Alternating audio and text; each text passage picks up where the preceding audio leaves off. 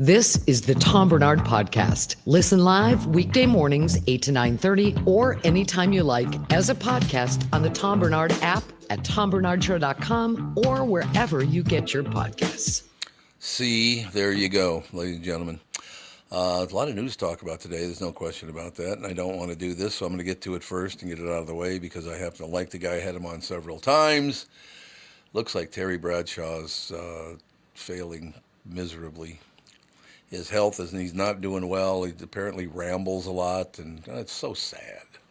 Yeah, there's a couple of older sports reporter guys that they aren't aging well. Terry Bradshaw, Lee Corso is another one. Struggles on college game day, which is sad to see because they're so great. And like Terry's hilarious when he's on there, but kind of diminish in front of our faces is not great. It's tough to see a fastball lose or a pitcher lose their fastball. Nolan Ryan, and he'd always had it, but just like if he couldn't get up to 90 at some point in his career, it'd be like, you just got to hang it up, man. Yep. Yeah, it's too bad. I always liked watching Terry Bradshaw. Like I said, used to have him on the show once in a while, talk about this, that, and the other thing. And just a really, really good guy. Got two different kinds of cancer. I don't even know what they are.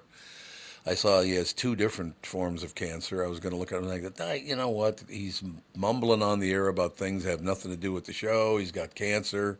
He's got another cancer. It's just very sad. I always liked the guy. I always liked his work, both as a football player and a commentator. So, Terry, we're praying for you, Pally. That's all you can say. What else could you say? No, I mean, that's all you can do. Terry, you notice his initials are TB, too, just like somebody else I know. So maybe it's a personal thing. Yeah, I'm going to have to change my last name to something with a B because, because TB seems to be doing well in the world. Terry Bradshaw, Tom Brady, Tom Barnard. Tuberculosis. Everything's doing really well. There's no question about it. But yeah, God bless you, Terry Bradshaw. I've enjoyed your work from the moment I met you, and he does not look like he's feeling too well at all. So we wish him the best, obviously. There's a lot of entertainment over the years. And there was one guy, if he had something to say, he was going to say it. And if you didn't like it, tough titty. Yeah, right. I always like that. He had no filter. It was awesome. Yeah, but that's what makes for great TV. Yep. Are you guys collectors? Do you collect anything? Kinda. Yeah, not like to an obsessive level, but like if I go on a trip somewhere, maybe I'll get something from that area to remember it by, but not anything too crazy, no. I used to collect wine, but that came to an end, if you know what I'm saying. You could just keep it on the shelf and appreciate it. Well, we did. We donated it all to a charity, which was, it was tens of thousands of dollars too. So like just watching it, I waved goodbye to all the really good stuff. You know what I'm saying. Is it kind of weird, the fact that I used to be a big wine collector and drank a lot of wine for about, 15, 20 years, something like that. And then when it was suggested to me that I stop drinking, I went, okay, I never drank again. I mean, why is it so hard for some people and other people it just doesn't matter? Well, I have a feeling that the person that suggested that, being Catherine, probably might have been. It carries a little more weight than just any Joe Schmo in the world. Yeah, but wouldn't I do the exact opposite like everybody else is? Oh, you're telling me? Then I'm going to drink even more. It's like, yes. God, I'll show you how much I can drink. I remember the day that I stopped, we went to dinner at Ocean Air, and I ordered a couple of bottles of wine for them. And Catherine's like, you should be ordering wine. I said, I'm not going to have any. What do you care? You want to drink the crap you'll think is good, or do you want... I've been studying wine for about 40 years. Don't you think I should probably do that? But she said no and picked out her own wine anyway. So in any case, it's one of those kind of deals that you take a punch. That's all there is to it, right? Yeah, just trying to help out. Be a nice guy. Yeah, just trying to help out, and that's all there is to any of this stuff. Did you guys watch any of the Vikings yesterday? Oh yeah. Big time. That was quite the victory. But 2/3 of that game was just boring as hell. And then all of a sudden, the sky lit up. Yeah, it was a little bit of a slow start for the Vikings defense, but then once Sammy Darnold just got rolling and he's slinging it all over the field, 5 touchdowns. It was incredible. So yeah, I mean, it's fun to be kind of riled up about stuff, but I feel like it's good if we're nitpicking out of a 42-point offensive performance. like the low points. Like that's how much the bar is raised for this team. Yep. You know what? We start talking Vikings. All of a sudden, Jude comes in. That's you guys talking about football? Biggest Vikings fan I know, right there. Oh, he's wearing the brown and white. Actually, that's the color of his fur. But Yeah. How you doing, Judy? He just sees gray though. You just told him it was purple. Yep. Yeah, that's very true. He just sees gray, doesn't he? That's right. I forgot about dogs cannot see color. Why can't they see color? They can't process it properly. I don't know. It's probably something to do with the cones in their eyes, but I know Bluey, the show like for children, sure, absolutely, supposed to have the colors are supposed to be able to be seen by dogs, and so like anytime if you leave the house, you put that on for Jude, he should be able to like actually see the show. I love that show. I think that show's hilarious. Do you guys ever watch it? Like 30 seconds of maybe an episode. I've seen like very short clips of it on social media, but I have never sought out to watch myself. It's one of the things I love about grandkids. You're sitting on the couch, all of a sudden they come and sit right next to you, put your arm around, and they go, Tumbleaf. It's like they're working you to change the channel. That's real nice. Bluey. Let's go to Bluey. Yep. It is a good show, though, don't you think? Yeah, I feel like nowadays kids shows have to be made more towards parents as well, because they know that somebody's going to make their grandparents or their mom and dad sit and watch it with them. So like, let's try to sneak in a adult joke here every once in a while.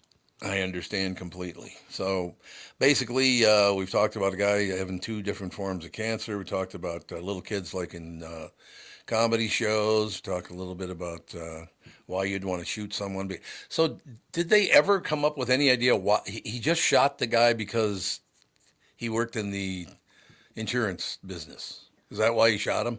I think that's the speculation, but it's tough to pinpoint it because frankly, like Chris was saying, I think on Friday, sure, they recovered the shell casings that had like the words written. Right. But also that seems, you could argue that if somebody was trying to throw off the scent of this, just right. It's just an disgruntled like person who used United Healthcare.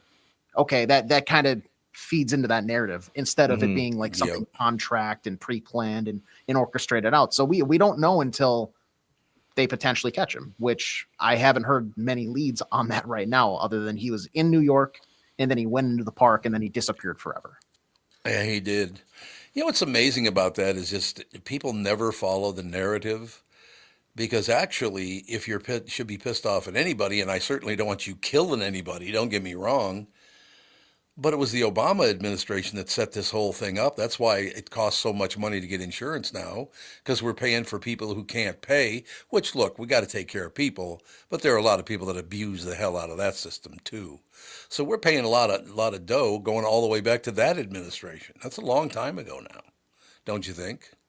Yeah, and I think what we're kind of realizing with this whole situation is people's just not liking insurance companies in general. No, I never realized how much people are like, oh, the CEO of this insurance company was murdered.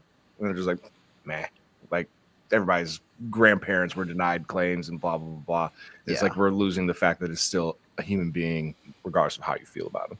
Well, exactly. Hey, man, look, prime example of that, I believe my monthly insurance now is $3,000 a month.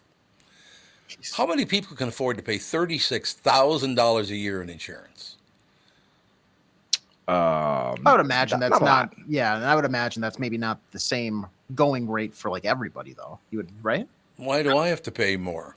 Well, you have that special insurance. Yes, I have special insurance. The custom Tom Barnard package. That's the other thing. I don't ever use my insurance. Why do I have to have insurance? Why can't I just pay out of pocket? Because I never use insurance. Right. I thought that. I remember when I finally got the full-time gig over at Hubbard, and they were like, we need you to sign up for like benefits and stuff. And I was like, well, I don't think I'm going to want to be paying out of pocket this much every week or every month for like healthcare stuff. And my parents, because I'm dumb, I consulted them. They were like, no, you probably should, just to be safe, because it takes one injury. Yeah. And then you both are very well aware when I took my spill in the summer. Yep. Let me tell you, that came in really nifty. So came in so handy. I'm glad I did. And I want like some sort of deductible, like taxes at the end of the year. Like, oh, you went a whole year without a car accident or whatever the case may be. You get a little bit off your insurance for next year or something like that. That'd be nice. And look, before we move on, I'd like to point out, yes, you're looking at the trio that shut down that insurance crap going on in New York, Connecticut, and Missouri. We went after them, shut them down. Now they're not going to do that. So you're welcome. Yeah. Message in with anything else you're fed up with. Yeah. And we'll rant about it and shut down. Yeah. What's bugging you today? Because last week we tackled them cutting off anesthesia in the middle of surgeries. Yes. What's next? Because if you want it taken care of, you're looking at the show to do it. Yep. Yeah, they already said they're not going to do it now. It's going to get, if you're under the knife, you get the full-time anesthesia. So that's good. There you go. I'd like to wake up with some guy stabbing you in the gut. That'd be a lot of fun. Of course, Well, the I've best been part through is that before, so. all they had to do was ask like one doctor to be like, yeah, you know that surgeries aren't predetermined time. Like, Right. Sometimes Right. they take longer, sometimes they're shorter. Like, we're not just going to say, yep, you get an hour and then that's it. Like, it's ridiculous. It is ridiculous. We shall take a break, be right back. We'll schmooze a little Viking football right after this. Does thinking about retirement make you uncomfortable? Sometimes the anxiety from wondering if you've saved enough can be overwhelming. But what if I told you you could ease those tensions just 48 minutes? My guy, Josh Arnold, Mr. Money Talk, can sit down with you and get you on the right track for your financial future. Josh has navigated it all when it comes to uncertain market and economic conditions, and he'll always provide straight talk, never sugar-coated advice on how to reach the finish line with your retirement goals. Don't let your financial worries give you an ulcer or keep you from calling Josh right now. His 48-minute no-obligation consultation could be just what you need to feel better about your future. Call Josh today, 952-925-5608. Set up your free 48-minute no-obligation consultation. That's 952-925-5608. Investment services offered by Josh Arnold Investment Consultant, LLC Security Investment Advisor. Past performance, no guarantee of future results. All investments involve risk. All comments and opinions of Josh Arnold's do not constitute investment advice, and I am a paid endorser. When you need someone to listen, a lawyer you know and trust. If you've never been in an auto accident, it's hard to know what to expect from the insurance adjuster. Here are some tips. 1, if they talk to you about whether or not you should hire a lawyer, it's a good sign that you probably should. 2, it's illegal for them to give you any legal advice. They aren't lawyers, and they aren't licensed to practice law. 3, if they tell you that everyone involved in the accident is at fault, they're wrong. This comes from the belief that you're at fault for just being on the road. That's nonsense and not supported by any law. Finally, remember that friendly adjusters are often just gaining information. They want you to do most of the talking so they can file their report. I'm Mike Bryant from Bradshaw & Bryant. I hope you're never injured in a collision. But if you are, don't sign anything until you've talked to us. Find Bradshaw & Bryant, personal injury attorneys at minnesotapersonalinjury.com. Seeking justice for the injured. Bradshaw and Bryant. Let us take a second to talk about my bank. That'd be North American Banking Company. Look, there is no shortage of banking options in the Twin Cities. If you're tired of being just a number to your big national bank, be sure to talk to my friends at North American Banking Company. They offer the same online and mobile banking options as other banks, but with unparalleled service of the community bank. I also like being able to go to any of their 6 Twin Cities locations: Roseville, 50th in France, Hastings, Woodbury, Shoreview, and Maple Grove. So if you're looking for a better banking experience, why not bank with my friends at North American Banking Company? Go to nabanco.com to learn more. Member FDIC, equal housing lender. This is the Tom Barnard Podcast. Listen live weekday mornings, 8 to 9:30, or anytime you like as a podcast on the Tom Barnard app at tombernardshow.com or wherever you get your podcasts. And now, the lovely and talented Phil Mackey. What do you think? Yes, hold your applause, ladies and gentlemen. Hold your applause. Or give it. That's fine, too. You can get yes, absolutely lovely and talented. You should get applause. There's no question about it. Yeah, Sam Darnold should get applause for Yes. having the best game of his career yesterday on a day where Kirk Cousins thought he was going to walk back into his old home. He did. And, rob the place, I guess. But that did not. Well, he definitely robbed the place for 6 years. Yeah. And, like 9 figures in salary. But, wow, what a fun, satisfying win for the Vikings yesterday.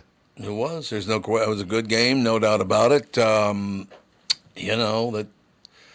That's it for him, isn't it? For Kirk Cousins. He's done, isn't he?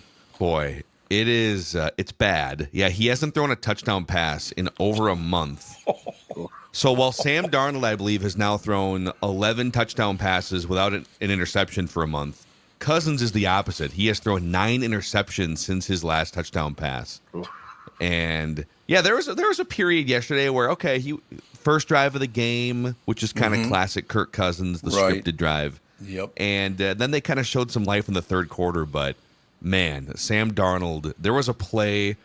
It was a jailbreak, zero blitz essentially by the Falcons, and Sam Darnold dodges 3 defenders as he zigzags around in the pocket, runs out to the right, off 1 foot, finds Justin Jefferson 40 yards down the field. Play of the year for the Vikings.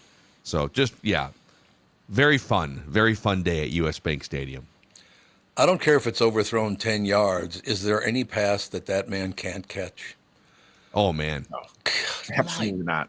God, is he good? If he's on the field with his cleats on, just throw him the ball. Even if he doesn't have shoes on, still throw him the ball, and he's going to figure out a way.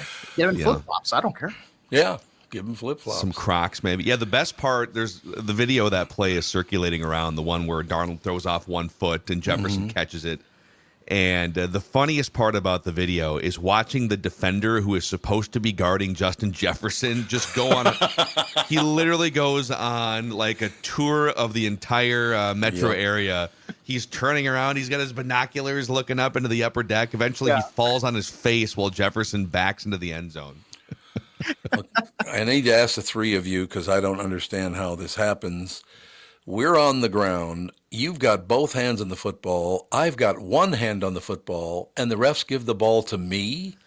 Yeah, that was weird. That was very odd. There's no way that guy – I mean, that was Viking ball all the way, don't you think? Yeah, at full speed it looked like – I think it was Shaq Griffin and Drake London for the Falcons? Mm-hmm. And, yeah, it looked like at full speed it looked like an interception. Yep. And then they called it incorrectly. They called it Falcons football. But that's why we have replay, and that's why when you had this was the second game on Fox's priority list. You have more cameras, you've got more access to everything, and the fact that they come back from commercial break and Greg Olson, the color commentator, zooms in and shows. So I'm going to show you 4 hands here, okay?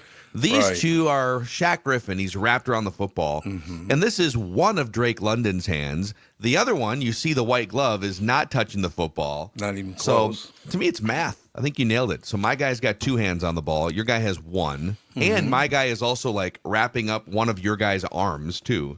Right. So yeah, they definitely got that one wrong. I don't understand how you get that wrong. His hand was about 12 inches from the football. Yeah. Yeah, it was. Whatever. Officiating is kind of brutal this season across the entire league. I would have to agree with you on that one. Yeah, I think you're absolutely right about that. It's not, I don't know. Look, I love sitting down. Catherine always watch. She will not watch the first half with me. She just won't do it because the game has to be established for what it's going to do, and then she'll come and watch it. She gets Once we've all accepted what's likely to happen. Then... Exactly right.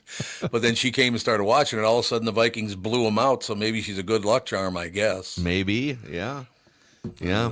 I think the biggest thing just that sort of occurred to me yesterday, we've been talking about this throughout the season, is the Vikings decided, let's stop paying for certainty at quarterback. I mean, Kirk Cousins was solid for 6 years, and they decided, let's go into the unknown. Let's stop settling for, the 12th or 14th best quarterback who makes ridiculous money, and let's go into the unknown. And they wind up getting a better quarterback for a quarter of the price, and they used the remaining financial savings to sign 6 starting players across defense and offense who have made their team one of the best in the NFL.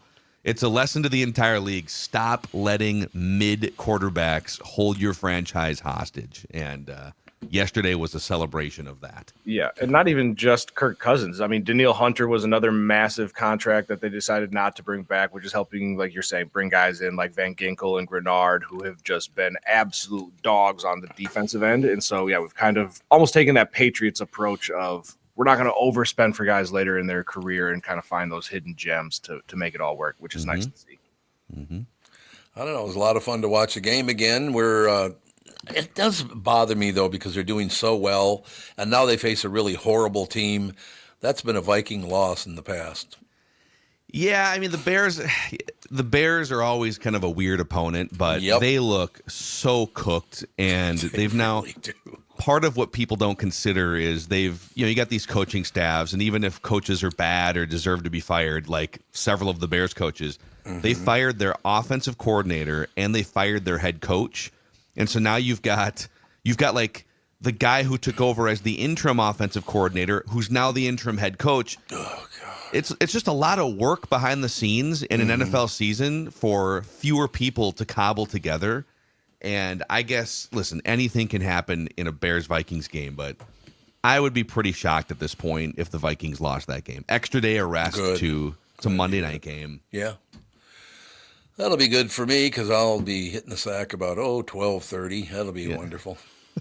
Thank you. Hopefully they put it away in the first half for you, Tom. That would be good. I hope that is indeed. You cannot say Chicago Bears without me thinking Mike Ditka. That's just the first guy I always think of when you mention that team. Well, that's the problem with their franchise, too. It's like the last time you see half the fans inside Soldier Field are dressed like Mike Ditka with the sweater vest and a little caterpillar mustache.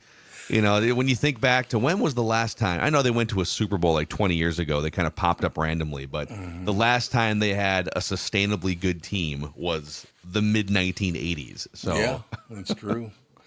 That's true. I told you, I was eating down in Chicago, doing some voiceover and eating my dinner with Catherine at Harry Carey's. Harry Carey had a couple of restaurants down there. Next table over, we got Mike Ditka and another guy, which was great until he stood up to go to the bathroom. It was so sad. I mean, he had to do like the spider walk to get to the bathroom. Yeah, because of his football injuries, or because he just had to pee that bad? Or both probably both. But no, his injuries, he was just decimated with injuries, and that was tough to watch. He had to walk sideways to get to the bathroom. Yeah, man, that era too. Those guys. Those guys didn't make the generational money. They had side jobs back in the 50s and 60s, and so they put their and it wasn't like the referees in the league were trying to protect against vicious hits. They were celebrating guys getting murdered on the field, basically. Yeah. Well, who was there was a player that famously, I believe, played for the Raiders that his finger got like severed, and they were like, "Hey, we need to take you to the hospital." So and he took it off and put it on ice. Ronnie Lott, I believe. Ronnie Lott. Yeah. There you go. Or Jack Tatum was the Raiders defensive back who didn't he knock out Chuck Foreman in a Super Bowl? Knocked him out cold. God, Chuck Foreman's still my favorite of all time. I think the world of Chuck Foreman. He's a really good friend. What a nice man that guy is. Yeah. Love that guy. He would be great in today's NFL too, because I feel like because he could catch a bunch of passes. He was very versatile. A three down back before his time. Look, and I'm not trying to, pee all over somebody here, but you're on the 1 yard line, you give the ball to Brent McClanahan. Really? Yeah. Really, bud? That's what you do? Got the best running back in the game. You don't want to give him the ball, huh? No. It's got to be all about you, doesn't it, bud? Coach is getting too cute. That's the Walter Payton not getting the ball in the Super Bowl to score a touchdown, or Marshawn Lynch more recently with Pete Carroll not being able to get the ball. So yeah, but Tevin, Refrigerator Perry got the ball at the goal line. I mean, that's a hell of a nickname. The ball to the fridge. What's amazing about the fridge is, like, when we were, back in the 80s, and I remember as a kid, even at the end of his career, it's like, look how big this guy is. His nickname is the Refrigerator. That's how big he is. And if you put him as he was size-wise in the 80s in today's game, he would be much, much smaller looking. No question. There is no question about it. What an era that was back in those days. And to this day, I have met Bud Grant in his life about 10 times, and all 10 times he had to be reintroduced to me because he had no idea who I was. But that's how he was with everybody. I mean, it was Bud. Bud was very important to Bud. There's no question about that. Well, some people are like that. There's actually a woman who lives in the building that I live in, who I've probably talked to her for like 2 hours of total time in the last year, 6 different occasions. You run into each other. Every single time we run into each other, It's like we're meeting for the first time. Oh, yeah. There you have it. Yeah, and you look at your sparkling personality. She should be able How to could pick you up not on remember? 100%. Judd's kind of like that, too. Judd's worked at Hubbard now for like 14 years, I want to say. Mm-hmm. And there are coworkers like in sales and business office that he's known for 14 years. Zero idea. Like if they run into each other in the hallway, who was that person's name again? Judd, you've worked with them for 14 years. But I got to be honest with you. Part of that, the reason that I know who everybody is and I've met was you had to learn that as a kid to find out who was nuts and who wasn't. So you just stayed away from the nuts people. You know what I mean? So I always know who somebody is. You got to take inventory of who the crazies are. Yeah. Yeah, you absolutely have to. No question. For your own about purposes. Mm-hmm.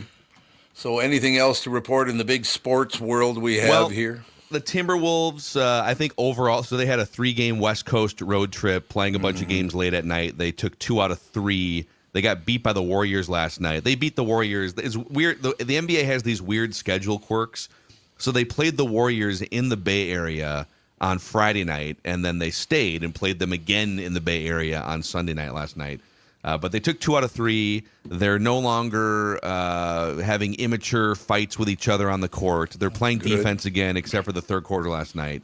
So the Wolves are mostly back on track, and they get 40-year-old LeBron James and the Lakers coming to town later this week. 40 years old now. Yeah, and he kind of looks his age for the first time in his career. Does he really? Yeah, it's kind of bad. Is he not as good as he was?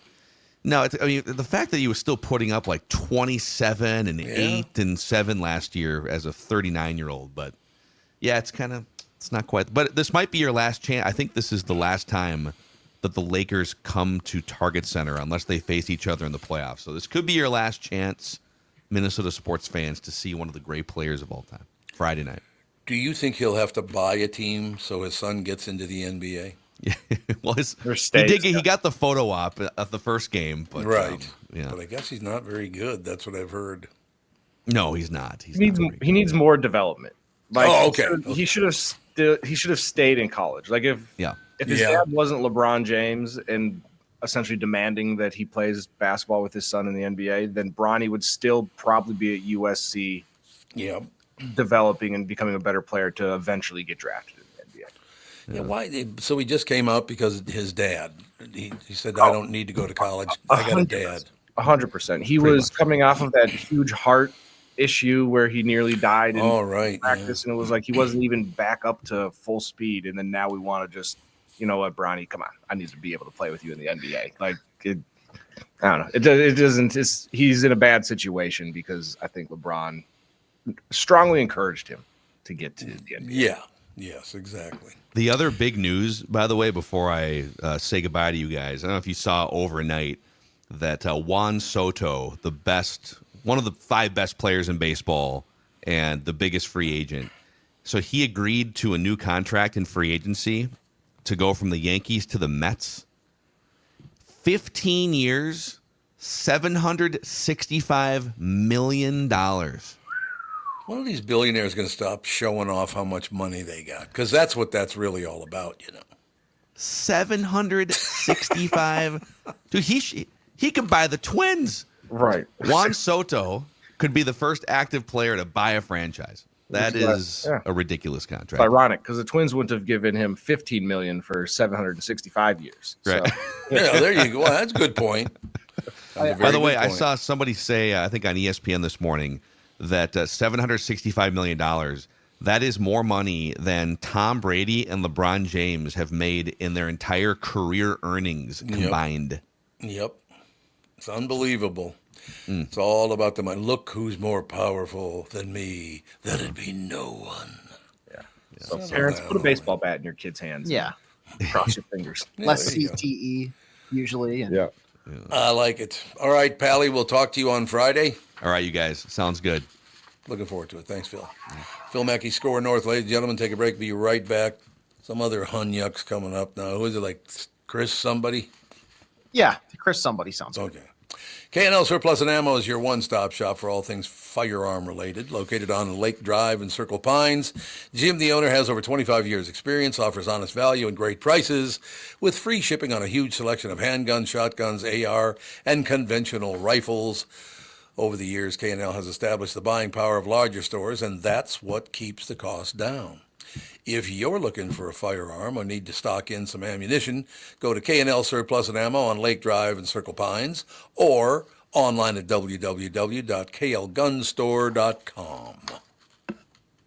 The past several years have been the craziest in the history of the car business. The pandemic, supply chain, and chip issues all causing extreme inventory shortages that led to, well, predatory pricing. Some dealers charge thousands of dollars over MSRP. We never played that game. I'm Jim Paul of Valley Buick GMC. We knew that would leave a bad taste in a customer's mouth. More importantly, from an integrity standpoint, it was just wrong. So what about the current market? You know, inventory and pricing. Valley has their best inventory in years. Really all the Buick and GMC models. Even the previously hard-to-find Yukons, HD pickups, and Hummer EVs. Plenty of deep discounts. Many with factory rebates and low-interest financing. Then it's a good time to buy? It's a great time. We're welcoming our previous customers back, as well as anyone else that felt the treatment just didn't feel right the last time somewhere else. Valley Buick GMC in Apple Valley and Hastings or valleycardealers.com. Car buying without the bad aftertaste.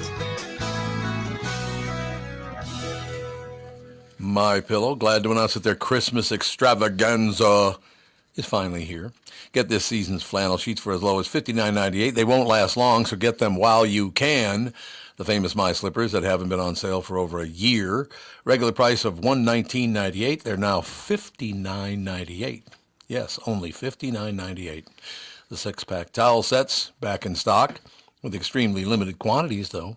Only $29.98. With hundreds of MyPillow products, there's something for everyone on your Christmas list, from bathrobes, duvets, quilts, down comforters, and so much more. So go to MyPillow.com or call 800-516-5146. Be sure to use promo code TOM to save on all MyPillow products. For example, flannel sheets for as low as $59.98, or the six-pack towel sets just $29.98, but that's not all. They're extending their 60-day money-back guarantee until March 1st, 2025, plus all orders over $75 or more ship absolutely free. Go to MyPillow.com or call 800-516-5146 today and use promo code TOM.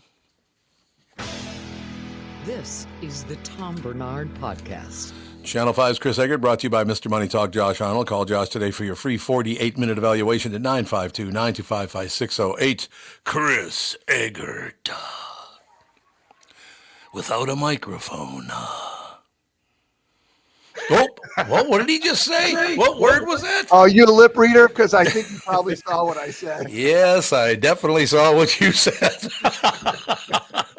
I didn't actually say it. I mouthed it. Mm-hmm. He said it was a fun start to the day. Yes.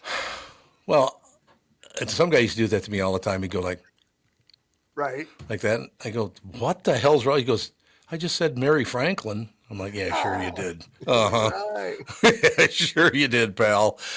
So what's going on in the world, Mr. Egert? Tom, I saw your post this weekend about looking for a news outlet for national news that's not coming from one side or the other. I think we probably talked about this before. Yep. I like the BBC when it comes to that. Yeah. Because I feel like the Brits looking at it from, all the way over there on the other side of the pond don't quite tend to get as breathless about some of the things that, right. And so I like that from a perspective of feeling like it's less hyped up and or edged toward one political leaning or another, for what it's worth. Is it hard to do? Because I think pretty much everybody in this, well, not everybody, I would say definitely you and Channel 4 do the straight ahead news. 9 and 11 get a little more carried away than you do. But is it tough to stay on task and stay in the center of news? That's your job, is to stay in center of the news. I think it's what can I say here and not? I think that it's very hard to get sucked into a narrative or an angle of a story and not necessarily realize the the bias or the angle that you can tell they're coming from. And sometimes it's just little nuanced things. But then on the other hand, I think those of us who take this job seriously, we try to police that as much as we can. Good. So I don't know. And I mean, I know we talked about this 100 times before, but for the most part, I don't think your local news is going to try to take an angle, but I definitely see from the networks seem to be more, picking their angles based on as a way to highlight a Donald Trump thing, or as a way to highlight a Joe Biden thing, or I don't know. It's because when you take a story, you're picking an angle on it, right? So like, what's the angle? And I don't know. That's to me where it gets things get tricky. But that was a long answer. Look, I mean, and maybe it's because I know people there, and I used to didn't do the voiceover for Channel 5 forever and all the rest of it. But I watched Channel 4 and Channel 5. Why? Because the 2 times I did watch the 9 and 11, they reported a story on me. Boy, did they hype up what a prick I am. It's like, gee, thanks. They had to include that part in it. Some people, when I meet them, are absolutely shocked that I'm not a raging a-hole. Because that's what they've heard on the news for a long time. You've definitely been, there's been a share of things said. At least you're not holding a grudge about it. I'm not holding a grudge. They can do what the hell ever they want. You got some lame-ass career. Try to make a name for yourself coming after me. Good. I don't care. Good for you. Yeah. No, I think you take the high road. So that's. Well, plus they're the size of a chihuahua, so that doesn't bother me either. I know you're a little fella. In the news this morning. In the news this morning. The search for the guy who killed Brian Thompson, day 6. Today we were reporting that for whatever reason, authorities are searching in the Atlanta, Georgia area because they think the guy might have taken the bus from New York to Atlanta.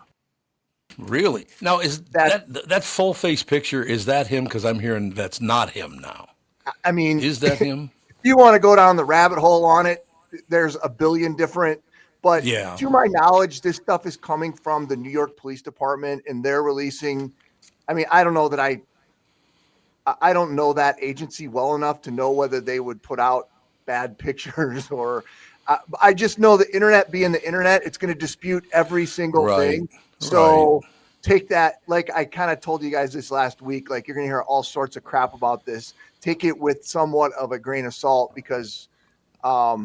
It's one of those stories that's just kind of developed 7,000 different complexities to it. But I don't know. So that's what we reported this morning is that they were focusing on the Atlanta area. I don't know why. Other than that they say they thought the bus went down there. So. Well, maybe they want to play football. There'll be plenty of openings down there on that team. So maybe that's why they're going out. How about old Kirko, huh? I thought he was going to come in and just have us for lunch. I really did. Like, I thought he was going to have one of those rando Kirk brilliant games where he just carved us up. But it was a nice second half there for the Vikes. He just can't plant that back foot anymore. Like, is that what it is?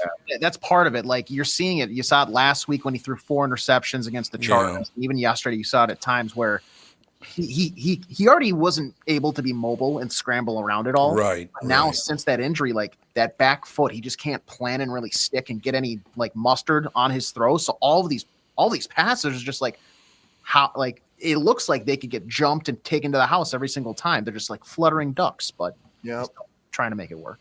I think it sucks he got booed. Oh, did he? He did get booed. A par for the course, though. I know, but you want to parade for him? No, but what did he do? People really like the guy. I mean, take his skills for what they were. I don't think there were too many people who ever thought he was a jerk or anything. Like he was like, no. So you're gonna boo this like nice Coles wearing sweater vest having. I like that. I mean, we mad at him because we paid him a lot of money. It wasn't our money. We didn't pay him that money. The freaking Wills paid him the money. Well, the ticket prices might have gone up though, so we did. Yeah, but was that because of him? I don't know. I if you want to, I guess I haven't seen the direct, connecting of the dots on that. But I mean, I guess that we talked about this last week. The Timberwolves got booed by the home crowd.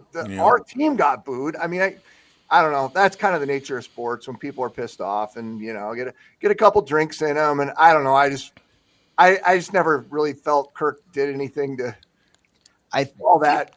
I think it's just that he was brought in and traded for as like, this is the final piece that's going to finally get him over the hump. And then he just, I mean, you could, and there's arguments that like the team around him at times wasn't the greatest too, but the quarterback should help you rise overall. And I just don't think a lot of people feel like he ever did that. And I'm sure he would be a great person to like sit down and have a conversation with. I don't think anybody like hates the personality of Kirk Cousins. No.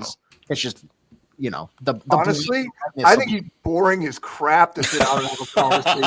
I think so too, but like he wouldn't like make you angry. What a nice dude. Yeah. He's got to take a stance on something, or he's not going to be like.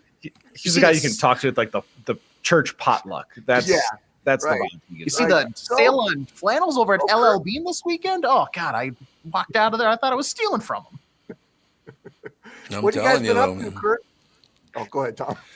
The only thing about him I'll never understand, because he, like I said, I was having dinner one night and he was sitting at the next table, so he's just wearing street clothes. He is rail thin, man. He needs to put a little muscle on. That'd be good. Huh? He is. He's really thin. I was kind of surprised. Yeah. Well, Tom Brady was a pretty thin dude too. You're right. He was a little more lanky though, I guess, than Kirko. I don't know what the hell it was, but it is what it is. So somebody needs to give that Sam Darnold a little bit of a makeover. I think he could use a little bit of the Kirk Cousins. Yeah, I see what you're saying. He kind of looks like a lumberjack, doesn't he? I like the lumberjack thing. His beard's funny though. I was like, I wonder what he'd look like without the beard. Well, I'll ask him. Yeah, and in all of like the post game, like Kevin O'Connell would give his speech and give out game balls, and the last couple weeks he's always given one to Sam Darnold, and he always looks shocked that he's getting a game ball.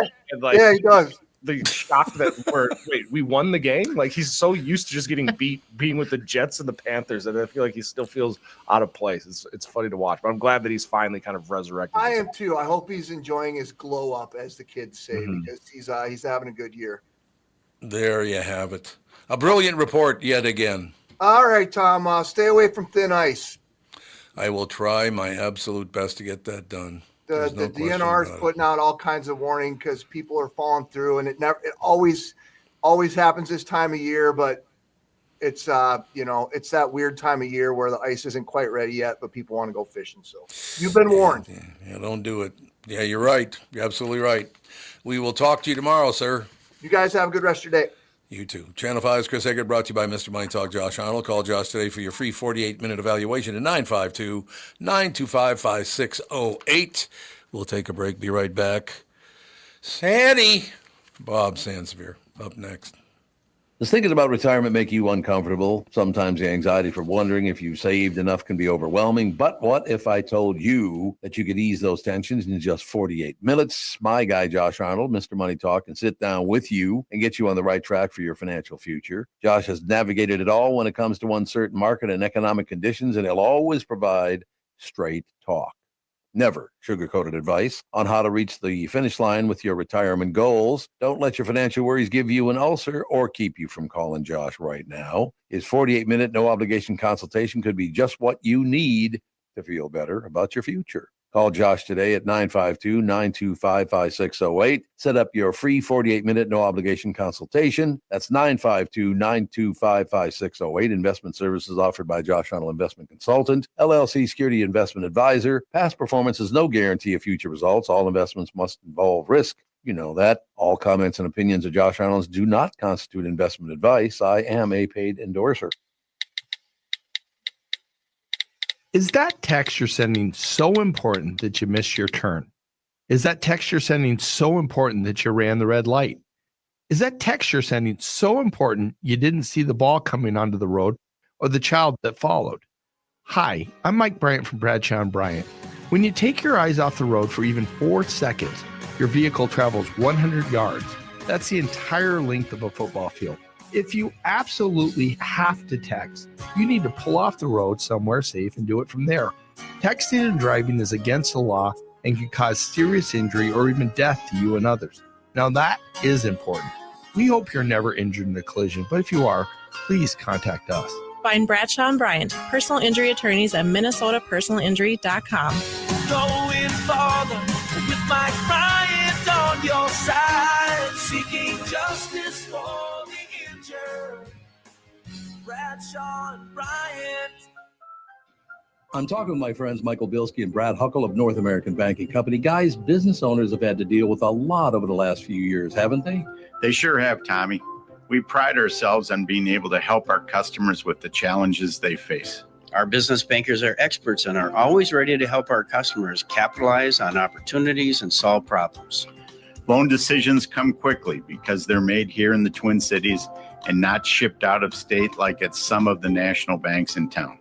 This allows our customers to expand their businesses with confidence, knowing that they have our team of experts in their corner. Okay, so now you give me this big thing at the end. Way to go. Well, you are the professional. Oh, I forgot. Look, I know Brad and Mike, and I trust them with my banking. They've personally delivered on everything they've just said, so why not bank with my banker? North American Banking Company, a better banking experience, member FDIC, equal housing lender. You're listening to the Tom Barnard Podcast. Bob Sansevere Sports brought to you by Bradshaw and Bryant, personal injury lawyers seeking justice for the injured. Contact Bradshaw and Bryant at minnesotapersonalinjury.com. That's minnesotapersonalinjury.com. Sandy, what's up? Your Vikings, finally, they put a team away. They bury a team in the fourth quarter. Killer instinct, as Jerry Burns would say. They exhibited some. They did. It's rare. It is rare. Encouraging. It's encouraging. I'm telling you what, I'm very, very. What are they now? 11-2. Yeah, they're just the two losses. Jesus, that's amazing. And but you know what? In the back of, I'm guessing in the back of every Viking here, you got a couple of Viking fans there. You think back to 2022, first round of the playoffs. What would scare me, Tom, is they're going to play all the teams that they could potentially play have really strong passing attacks. Mm-hmm. And that could be, they're susceptible to that because that could be damaging for them. I don't like it. That's all I'm saying. They'll play the worst division winner. But, I mean, that looks like it could be from the West, it could be Seattle, which can throw the ball. It could be the Rams, which lit up Buffalo. You know, it could be San Francisco, though I don't think San Francisco is going to be able to pull it together. But then on the other side, I mean, I don't think they're going to see the Falcons again. But it looks like the Buccaneers are going to be the team that wins that division. So it'll be either the West or the Bucs is what I'm thinking. So, but, I mean, enjoy this while you can. I mean, it is a fun time. And now we can go back and say, why didn't they re-sign or give a new deal to Sam Darnold after 3 or 4 weeks of the season when he was really starting to roll? Well, that's a good point. I mean, you are making a good point there. Why didn't they? Well, because they didn't figure it would last, but he's not. Maybe. They're not going to give him unless he wins a Super Bowl for him. They're not going to give him big bucks, and their quarterback is either on IR or he's on the practice squad. Right. Daniel Jones could be their starting quarterback next year if McCarthy can't get it done or is still not recovered. So why can't we keep Darnold? I know it's a 1-year deal, and that's what it's going to be. He's going to want the big bucks. He's going to want the $40 million plus, and you've just rolled off of that. And also McCarthy, you can't do that if you think McCarthy is your future. I called Ginny Hubbard this morning and said I would like the $40 million deal. I'm not going to go for the $750 million, but I want the $40 million deal. I'm discounting it for you. Yeah, exactly. I was trying to be nice about the whole thing. I haven't heard back from her yet, but I'm sure she's sharpening the pencil. I'm sure goodbye, Tom. You mean that's what she's going to write up there? That's what the pencil says. Exactly. See you later. See you later. God, $750 million, some of these guys.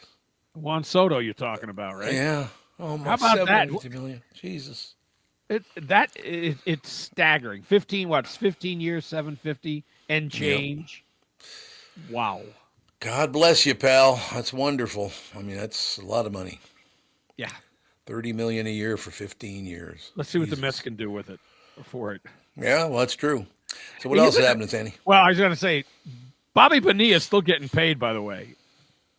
You remember the deal he had? Every year he gets this big bonus check. I think it was they spread it out over, 30 years? 30 years. It's the Mets who were paying it. They've made some really bad decisions. I think it's every July he gets a big check for like a couple $1 million or something like that. Bobby Bonilla did. Where's my Cumulus check? Well, I should be getting that for the next 30 years, don't you think? Yeah, it's in the mail, I'm sure. It's in the mail, baby. Yeah. Hey, your Gophers are going to the Mayo Bowl, the Mayonnaise Bowl. Oh, Jesus, how embarrassing. Mayo. You know what they should do? They should put a big pool of mayo and have them fight the night before. Yeah, there you go. My position. Well, did you see the quote from PJ Fleck? They asked about because I guess if you win the Duke's Mayo Bowl, they take a big tub of mayo and dump it on you. And so he was like, Instead of Gatorade. Yeah, he goes, it's a tradition like no other. He's like, I'd be honored to, make it a double. Get 2 buckets of mayo. A tradition like no other. How many years they've been playing this damn thing? I never heard of it until Never heard of it. Never heard of it, Bob. A tradition like no other. A tradition like no other, ladies and gentlemen. Masters? Right. The Mayo Bowl. How embarrassing is that? Well, at least it wasn't the Weed Eater Bowl and dump a bunch of weeds on you. Yeah, that's true, I suppose. I don't, I eat, whenever I do eat mayonnaise, it's like very thinly spread out there. Yeah, you don't want too much of it. Oh, some of these people, they put like an inch of mayo on their BLTs. Ugh. All right, now, I never heard of the Duke's Mayo Bowl. I'd never heard of Duke's Mayo. Is that not big in the Midwest? Never I don't heard eat mayo. No, it's like Hellman's, and then there's what? There's Fleischmann's Fleischmann, yeah. What's the Miracle Whip? Is that that's a different deal. That's not mayo technically, but it's supposed to looks like mayo, but it's not mayo. I think it's just like different region of the country. Yeah. Yeah, probably. So that's good. That gives me 3.5 hours to something else I can do because I sure as hell am not going to watch the Mayo Bowl. I can promise you that. No, and it's also to me a bowl unless it's a championship game. You play it before January 1st. Yes. This game's on the 3rd of January. They couldn't get it in before. Yeah, January 3rd. So there's too many useless bowl games. Like, yep. Oh, you're 7-5. Who cares? Your season should be over. I know, but I don't get it. Now they could have been 6-6 and would have gone to a bowl too. Yeah, that too. Yeah, except not one as prestigious as the Mayo Bowl with the sheer legendary tradition of the Duke's Mayo Bowl. Well, let me give you some really bad news. I was alive when the Minnesota Gophers won their last national championship. I was 8 years old. So in there the Rose Bowl, right? Yep. Rose Bowl, yep. I just still can't, to this day, I cannot believe that. When I grew up, we had the Lakers, we had the Gophers winning the national championship. We had just gotten our baseball team. Everything was looking rosy. What developed? 2 good Twins years. Yeah. He goes, yeah. Well, but you still got the Lakers. There's that. There's the Lynx. The Lynx. Right? There you go.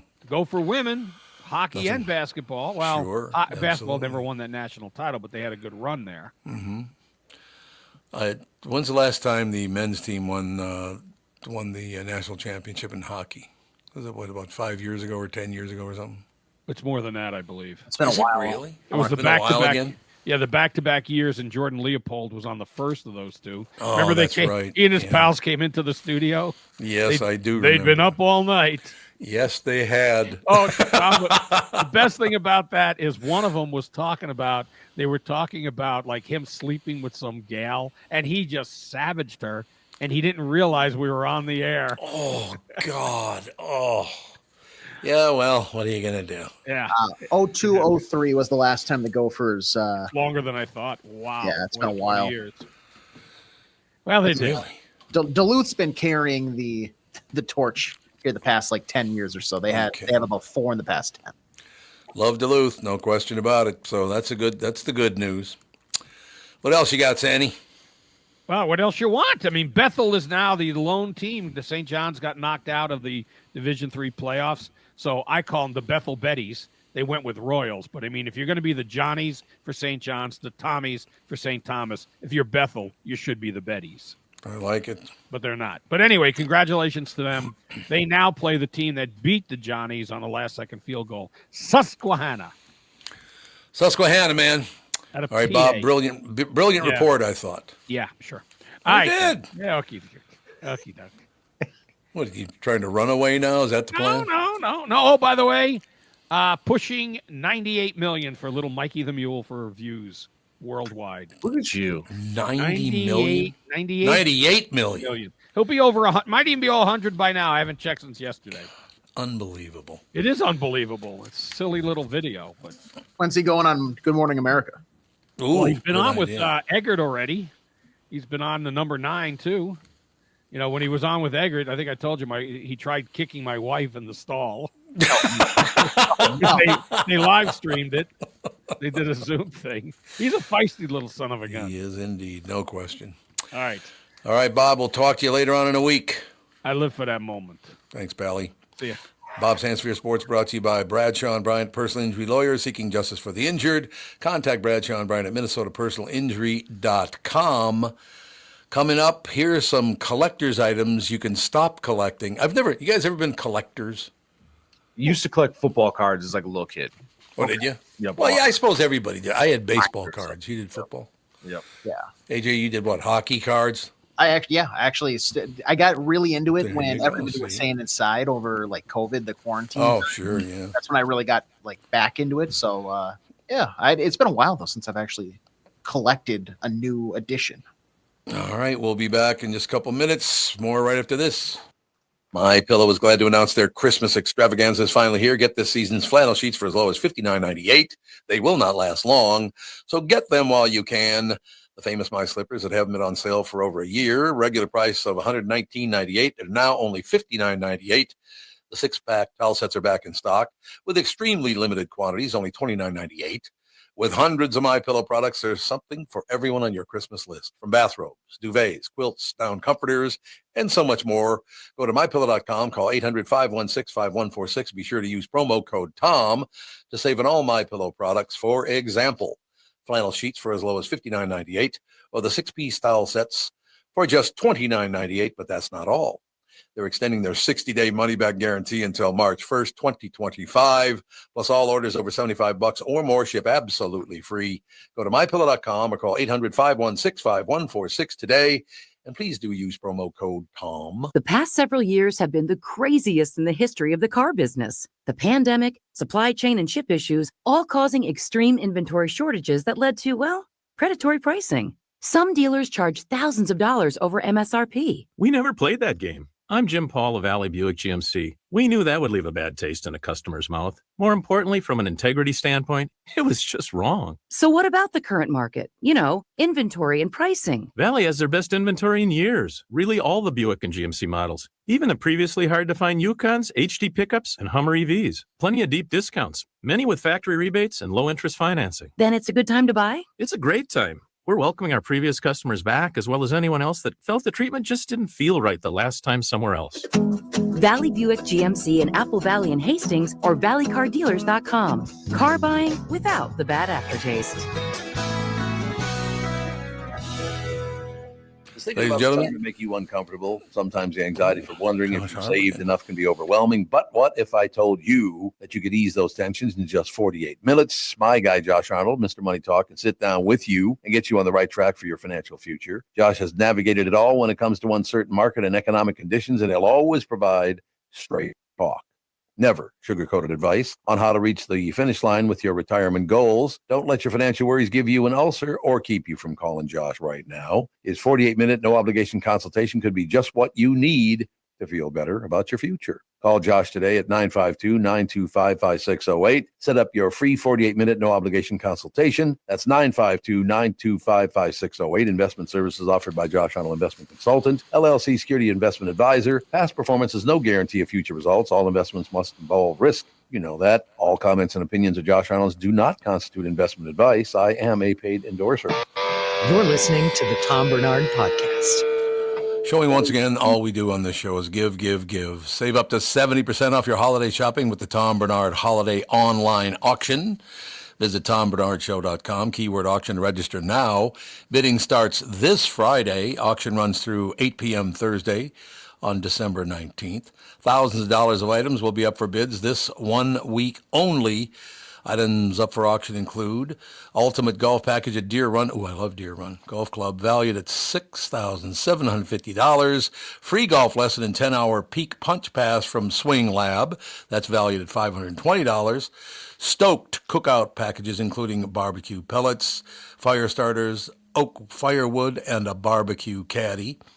And a free education with a certificate program at the Institute of Non-Destructive Testing, valued at $12,045. Remember, visit TomBarnardShow.com and enter keyword auction to view items and bid. What do you think of that action? I was looking at that Deer Run Golf Club over in Victoria. Gorgeous. Yep.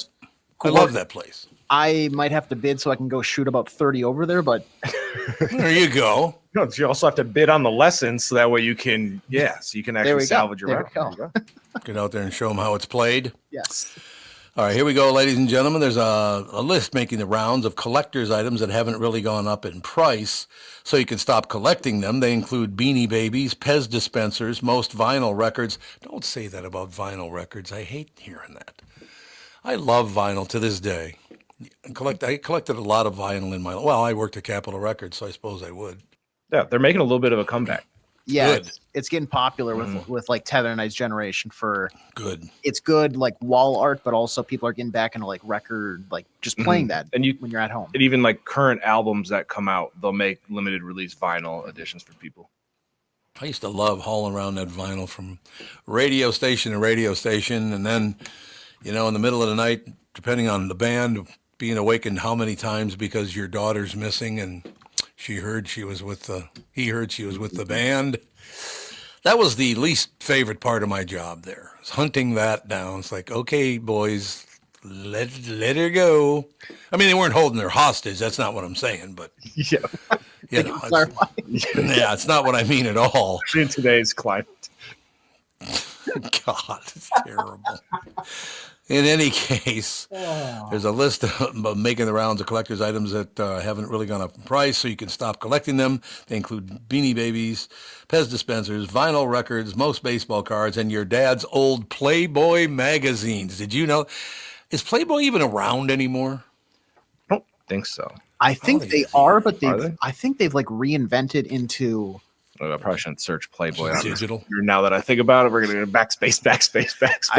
I think they've reinvented themselves into being like they have, I don't know, like opinion pieces and like fashion shoots and stuff like that. It's not the stereotypical one that I think we're all thinking of. What's so great about that is that bit. God, who was it again? I can't remember who did the bit, but they were talking about, it was Jay Leno. That's who it was. The difference between the three men's magazines, as they were called. They had pictures of naked women in them. Mm-hmm.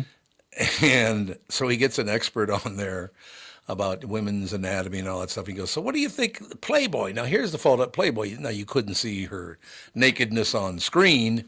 Mm-hmm. He goes, this is Playboy magazine. What do you think? And the guy goes, that's a nice piece of photography. They did a nice job of that. Yeah, I have no problem with the Playboy Playmate of the Month.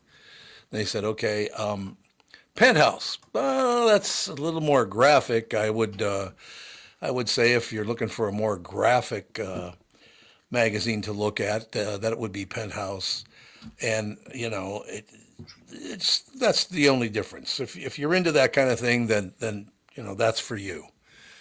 They gives him a copy of Hustler magazine. The guy goes, I don't know what the hell that is. I always thought that was hilarious. It's like, really? I don't even know what the hell that is, to be honest with you. Leno did some great. How's he doing with that face thing that he went through? I haven't heard any updates. I feel like we get the initial like, hey, Jay Leno, what the heck happened? And then he kind of talked about it, and then it's just kind of gone away, other than maybe some internet sleuths being like, that story doesn't really add up. Right. Yeah. I don't think he fell down a hill. Yeah, they said he fell down a hill, which allegedly was like a 60-foot hill, but then they did some math and found the hill, and it was only like 20 feet. Yeah, right. But yeah, now he's not. It seems like everything's kind of quieted down, and he's at least the last I've heard was he was feeling better. So that's good. Well, I'm glad to hear that. No question about it. Looks like he's getting back there too. He's already booking more shows. Oh, is he? He's gonna conquer that hill. He's going to do some shows around the country starting like April 24th. Have you ever seen him live? No, I have not. You should go. He's really, really good. He does a really good live show. All right. If you get a chance. Okay, these are the things, again, that you can kind of forget about. Number 10, vintage Playboy magazines. They have to be in mint condition, be worth anything. Nobody wants your dad's used ones. Well, thank you. Your used ones. Yeah, if the pages are sticking together, it's probably not worth much. Yeah, ish. That's all I have to say is ish. All right, number 9, please. First time I ever saw one, my brother came home from Vietnam, and he was putting stuff in his closet, and I went, "What's that?" I picked it up, it was Playboy magazine, and I was, I think, 9 at the time. I had no idea. I was like, "What the hell is this?" I'm like, why does this magazine smell so weird? The only time I've ever purchased one, me and some friends, we were leaving for college, and so we thought it'd be funny to hide one under one of my buddy's beds. Oh God! When his parents eventually moved him out, they would find. Oh, that's cold. How did it work? I mean, I don't even. They found it, but they knew because he was a very good kid. Doesn't cause any problems. And so they're like, "What did your idiot friends do?" Yeah. And they were like, "Yeah, that was us." Typical. Yeah. Number 9, old VHS tapes and DVDs. Stop lying to yourself. They're worthless. Well, that is true. Number 8, porcelain dolls. They still aren't worth much, but they're just as terrifying, if that helps. What's a porcelain doll? I don't even know what the hell that is. Like one of those glass dolls, like you would see in a horror movie almost. Mm-hmm. Oh yeah, okay. So Yeah, so porcelain dolls. Yeah, okay. I know some people go bananas with those. It just feels very creepy. But why? Why do they get so whipped up about that stuff? Well, whatever. Good for you. That's your life. Good for you. Mm-hmm. Yeah. Number 7, Cabbage Patch Kids. They're in mint condition in the box. They might be worth money, but if they've been played with, probably not much. Number 6, newer comic books. Again, it's all about the vintage ones. Number 5, baseball cards. The really old ones can be worth a lot of money, but then they got mass produced. If you held on to a bunch of random cards from the 80s, you probably don't have much going for you. Number 4, Pogs. What's a Pog? How do you spell that? P-O-G-S. P-O-G. Pog. P-O-G-S. Yep. I don't even know what that is. Oh, is that milk caps? Maybe? Is it? I don't know. Yeah, there's a bunch of milk caps that are popping up here. Collected. Let's see. Yeah, it looks like these would be worth about 25 cents. Yeah, it looks like milk cap type things that they have different designs on them. So I'm guessing, depending on the time of the year, you might have gotten a different looking one. Yeah, it looks like it's a children's game played with flat circular cardboard milk caps. Players stack these caps and dropping heavier slammer objects onto it, causing them to be disrupted. But they all have different designs on them, so you can collect almost like Pokemon cards type looking, but for milk caps. When did we get a life? You're collecting milk caps? Jesus. Yeah. It's kind of sad. Number 3, Pez dispensers. Even the good ones sell for $1 or $2. Number 2, most vinyl records. The market is so saturated they don't really hold much value. Great to listen to. Just don't expect to get rich off them. Mm-hmm. Number 1, of course, Beanie Babies. Nearly all of them are worth under $20. You can find lots of them on eBay for less than that. I remember there was a drugstore by my house back in those days. The guy waited and waited. He goes, "God, those things, I guess those Beanie Babies are really flying off the shelves. Unbelievable." And finally, I walk in one day, and there they are. Tons of them up there. Yeah, I finally caved in. I realized I didn't think these things were going to do anything, and they did, so I had to go out and get some. I think that was the day people stopped buying them. It's like bad timing. The timing was not good on that one. I've never understood those because they're just me either. They're very plain, kind of. Hey, it's a little stuffed animal thing. I don't know. Oh boy! Yeah. The biggest difference was the shade of the color. Yeah, and it was they were very it's like a cute little stuffed animal thing, and then but there was what was it, like a blue elephant or something there was 10 of them made in the world, and everybody went crazy trying to find them. Let me see here. It's all true. What was the biggest thing that you said you used to collect, Tom? I know you said baseball cards when you were a kid, or when? When I was a little kid, I collected baseball cards, and then you had wine when you were an adult, right? And I collected wine as an adult, and I still do to this day. When somebody wants some good wine, I go to the liquor store and help them with it, because I mean it takes years and years to learn what really good wine's all about. It's not that easy. Oh yeah, that's like an art almost. Yeah, to be like a small. In a way. Yes, it's true. But once again, we just carry the mantle. That's all I'm saying. If you thought Christmas music was fun and jolly, you're wrong. Turns out it can be dangerous. Did you know that Christmas songs could be dangerous? Because I didn't. I got a feeling this article's going to take a hard left turn. Well, it could. You're right. According to a study from Insuropedia, I guess that would be. Okay. Insuropedia. There you go. There's what it is. Yeah, there you go. It's Insurancepedia. Songs with over 120 beats per minute can lead to dangerous driving habits. Well, what? The top 10 Christmas songs, Christmas hits that lead to vehicular disaster. I saw Mommy Kissing Santa Claus. Why would that cause a crash? So they're trying to say that songs of over 120 beats per minute are dangerous to listen to while you drive, essentially is what they're saying. And then now they're just finding Christmas songs that are over that limit as well. What? Why would that be? It makes no sense. Like if you listen to EDM in your car and you're like really rocking out, maybe you close your eyes and you're bobbing your head and hitting your steering wheel and more distracted than like a slow song, I guess. God, I thought they were saying it's gonna make your heart give out or something. Oh, I was like, I don't get that. Yeah, we'll just go with the top three because none of these make any sense to me at all. Number 3, Feliz Navidad is Jose Feliciano. All I Want for Christmas Is You is Mariah Carey. And Frosty the Snowman. Although this one is Gene Autry's version. They say 172 beats per minute, Frosty the Snowman. But look, Jimmy Durante did by far the best version of Frosty the Snowman. And Let It Go. You guys don't even know who Jimmy Durante is, do you? Couldn't pick him out of a two-man lineup with Oprah Winfrey. There you go. Are you calling Oprah Winfrey a man?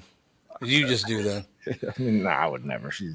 I want to get to be a billionaire just so when you guys call me and ask me to come in and do the show, I'll go, well, if you give me $2 million, I will. I'll come in and do the show. That's your rate. I can't believe she charged her own friend $2 million to come on stage and go, hi, how are you?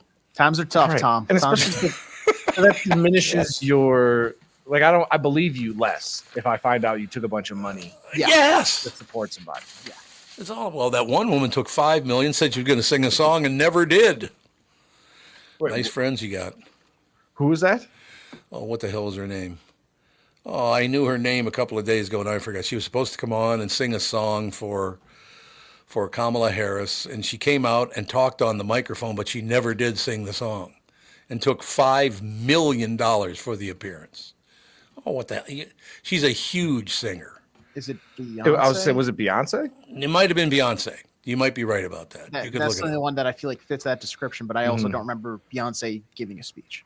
I think you're right. I think it was Beyonce. You got anything, Tevin? I'm trying to find it.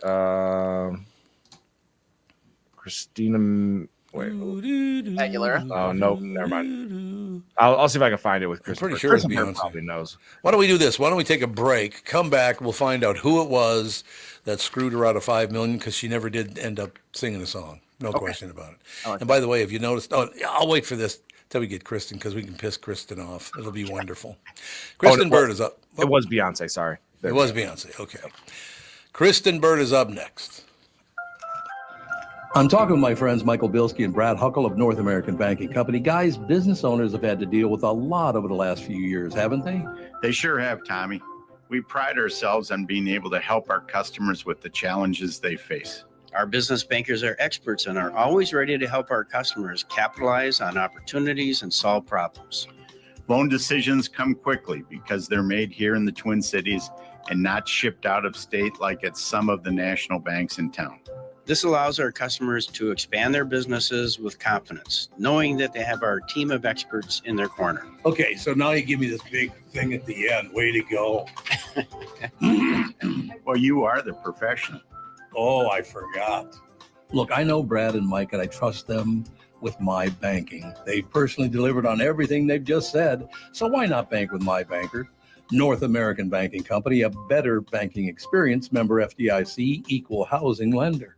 When you need someone to listen, a lawyer you know and trust. If you've never been in an auto accident, it's hard to know what to expect from the insurance adjuster. Here are some tips. 1, if they talk to you about whether or not you should hire a lawyer, it's a good sign that you probably should.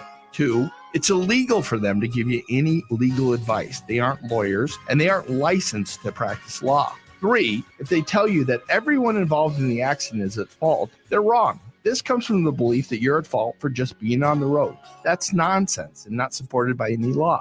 Finally, remember that friendly adjusters are often just gaining information. They want you to do most of the talking so they can file their report. I'm Mike Bryant from Bradshaw & Bryant. I hope you're never injured in a collision. But if you are, don't sign anything until you've talked to us. Find Bradshaw & Bryant, personal injury attorneys at minnesotapersonalinjury.com. Seeking justice for the injured. Bradshaw and Bryant. I hosted my show on the radio for 40 years. Now I host the Tom Barnard Podcast. And I'll tell you, I've never seen the passion and engagement from our audience as I do now. I know we also have businesses that listen to our podcast, and it got me thinking, wouldn't it be great to help those businesses grow by telling my listeners about them? So here's the deal. If you own or handle marketing for a business, would like to have my audience buy your product or service, visit TomBarnardShow.com, keyword partner, and we'll put together an ad campaign to help your business. That's TomBarnardShow.com, keyword partner, and thank you for listening.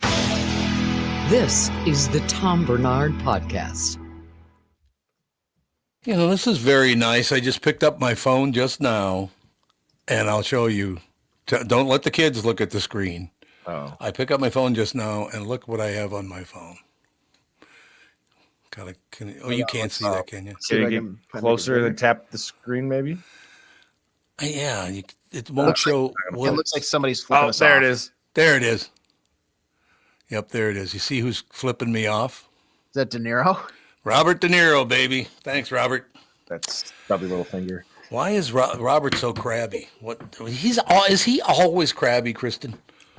He's been crabby since The Parents. I feel like when he had to make his turn from like serious Oscar-winning dramatic actor to I have to do these silly comedies with Ben Stiller, that's when I felt he got crabby. He's really crabby in that picture, giving me the finger. What's that all about? What did you do to him? I don't know what it was. I thought he did a wonderful job in those, gangster films, but other than gangster movies, he sucks. Now that's why he's flipping you off. That'll explain it. That explains got why right he's to the heart of the flipping me off. matter in less than 10 seconds. One of my favorite things, Brad Blanks, who's been doing, Hollywood reporting on my shows forever and ever, he said, Tom, I've got a great interview with Robert De Niro. He walks up and he goes, Mr. De Niro, Mr. De Niro. And he goes, huh? That's the whole interview. He just goes, huh? Like, okay. Well, I guess Robert doesn't want to talk, it seems. A lot of celebrities don't want to talk. I think red carpet is a thing of the past. I mean, Is we'll it still over? see some, but I think a lot of A-list celebrities, they get their photos taken and then they zoom on past all the reporters waiting for sound bites. I just feel like we're in an era where people don't want those gotcha questions. Yeah. They don't want their words to be misinterpreted because it could mean one thing and then people go, oh, they're talking about this. You don't want to talk politics. It's just one of those situations. And if you're going through your own personal drama, you definitely don't want to speak to the media. You just zoom on past. Yeah. Kristyn Burtt Entertainment News brought to you by North American Banking Company. Go to nabanco.com to learn more. Member FDIC, equal housing lender. Huh? I'm going to answer that from now on when you're like, have you seen What? So what's the latest, sister? Golden Globe nominations were this morning. okay. So this just gives a little bit of a highlight of how the award show season is going to pan out.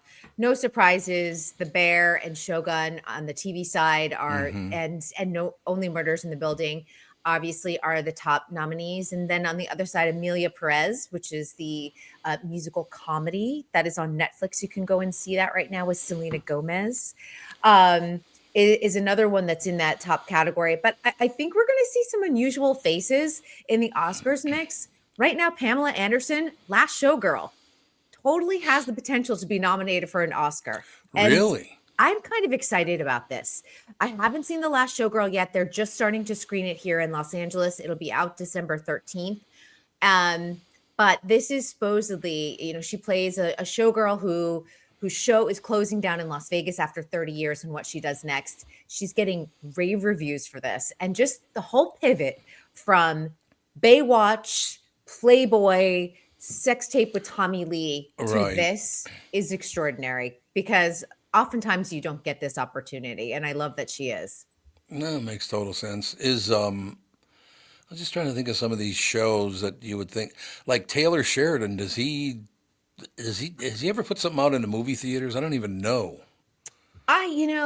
He's so busy with television. I don't know if he has time to write a movie. Yeah, probably. I'm going to throw this out there. I think at some point we'll see Yellowstone become a film.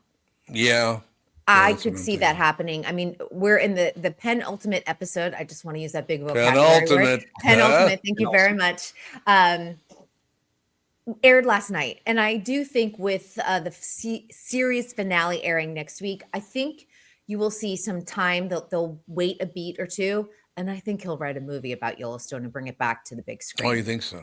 I think so. Probably not a bad idea. Yeah. You'll be excited. Billy Bob Thornton got nominated for Landman. So I love Billy Bob. Just a great guy. Really good guy. And who else is in the mix? The other unusual person in the mix, Demi Moore for The Substance, which is that body horror film that is out right now. And I think that she's another one who's kind of in the running for a possible Oscar, kind of a dark horse. But again, another person you kind of just like wrote off, never thinking she'd be in the running for a possible Oscar nomination. So I had her mother in once for an entire morning show. Her mother's nuts. Oh, God. Yeah. She can smoke a cigarette, too. I'll tell you that. I don't know if anyone read Demi Moore's autobiography, but it's pretty devastating. Like her mom basically prostituted her out to another man when she was underage. Yeah.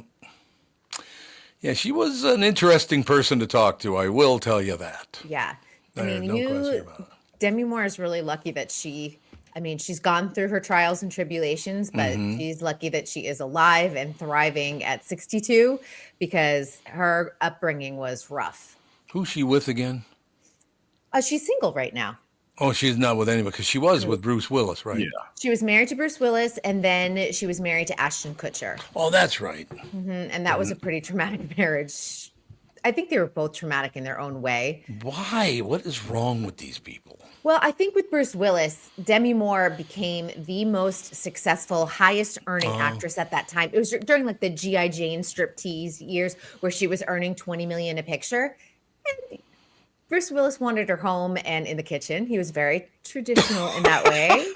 He wanted what they call now a trad wife. That is what he wanted. He wanted a trad wife. And traditional?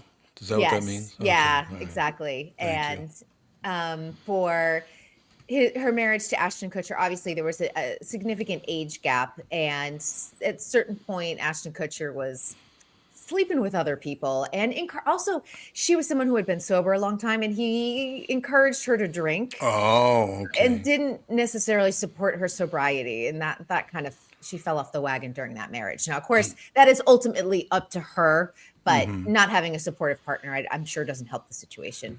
Well, he's disappeared. I mean, does he do anything anymore? Well, Ashton Kutcher... Tevin's laughing. Tevin, do you have something to say before I go into this? Well, you're definitely more plugged in. But I feel like the only time I hear from him or his wife Mila Kunis is when they talk about their unusual lifestyle choices as far as like bathing and how they raise their kids and things. Like that. Or when they supported what's his name, Danny Masterson, and was like, "Hey, that's right." A lot of terrible things, but he was our buddy on our show. It's like, oh my God, pick a battle. So just to remind everyone, Danny Masterson and Mila and Ashton all starred together on that 70s show. So they were very young growing up. Good show. Danny Masterson is a Scientologist. He was convicted of 2 rapes. I think there were 3 that were in the initial conviction and then, initial charges, and he was convicted of 2. But they wrote support letters along with Deborah Jo Rupp. And what is the guy's name that was in that? He played Red on that show. The parents, they both wrote support letters, not realizing that the judge decided to release the letters to the public. Whoops. In addition, Scientology tormented the victims in the case. Kirkwood Smith, thank you. Tormented the victims in the case, harassing them, stalking them. It was awful. And so there was that. And then in addition, Ashton Kutcher for a long time was very good friends with P. Diddy. Oh, well. So people go, well, like, what was going on there? There are no allegations against Ashton Kutcher right now. But if you've been watching the news cycle over the last 2 days, Jay-Z has been brought into a civil suit with claims that he and P. Diddy raped a 13-year-old girl after the 2000 MTV VMAs.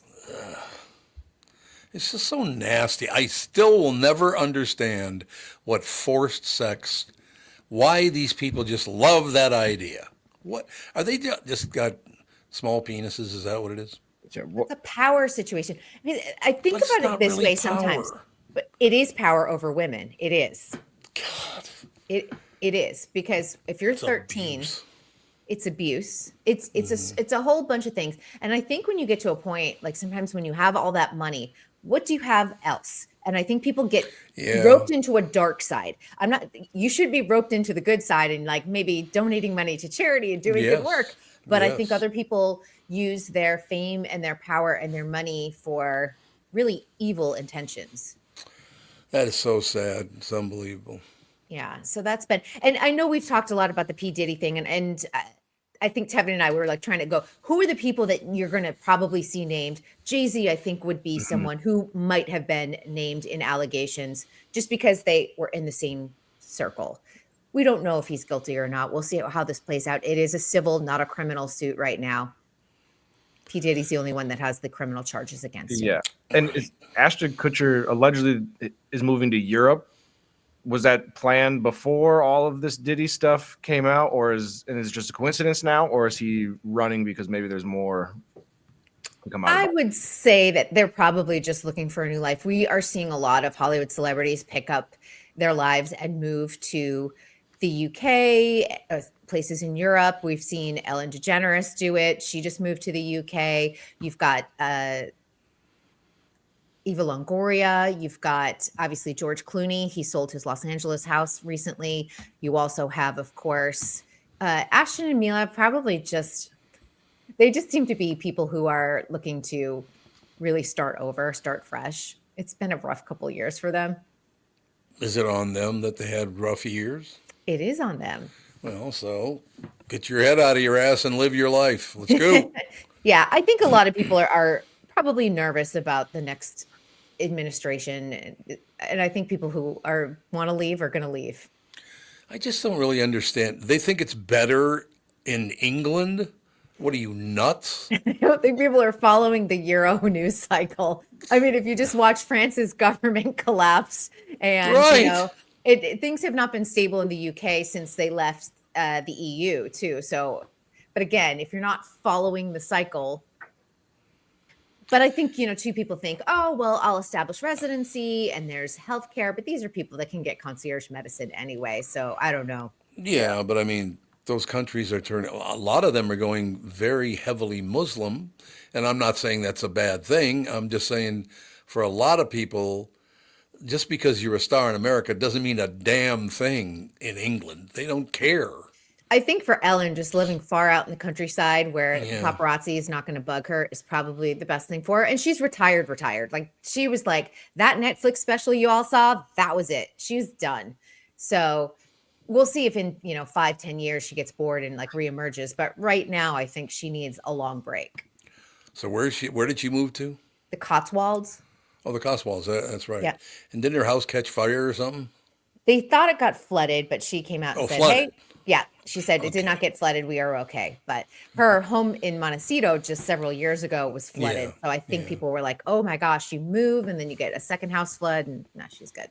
So why is she so pissed off at the world? What happened?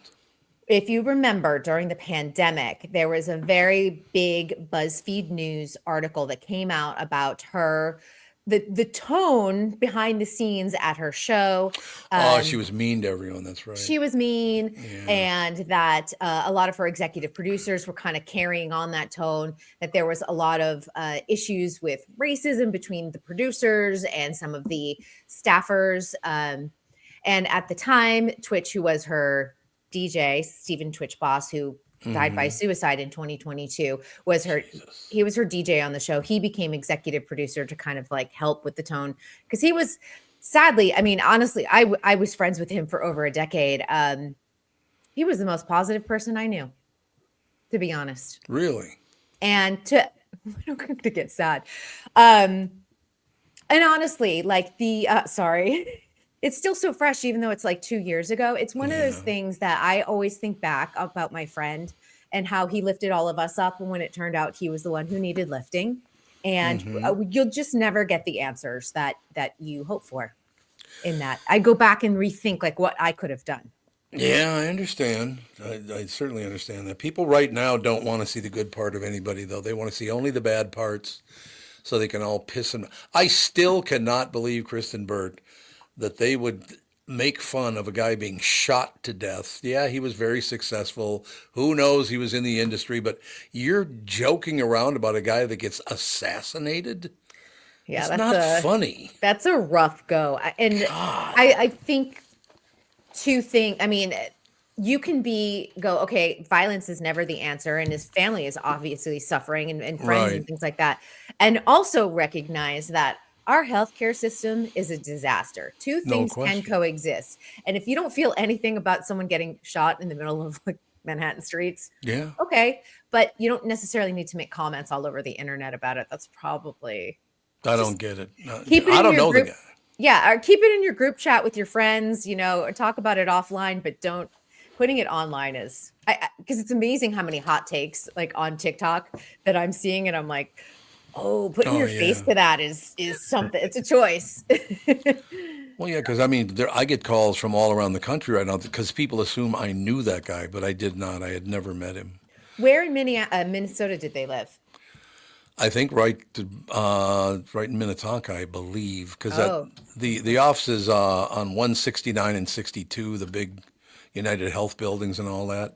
So a lot of them tend to live in either Edina or Minnetonka or places like that. Okay.